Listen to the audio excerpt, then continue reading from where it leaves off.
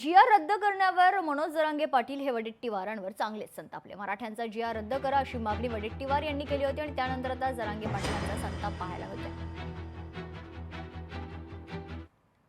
त्या जी.आरचा नुकसान नक्की ओबीसी समाजाला होतो असं सर्व ओबीसी बांधवांची भावना आहे आणि त्याबद्दलचं चीड आणि राग आहे. त्यामुळे आजच्या बैठकीमध्ये हा जी.आर रद्द करावा ही मागणी असेल आणि ही मागणी करत असताना ओबीसीचे काही एक दोन प्रमुख मागण्या आहेत, पण मुख्यत्वे आम्हाला तो जी.आर रद्द करावा अशीच मागणी सकल ओबीसी समाजाची आहे.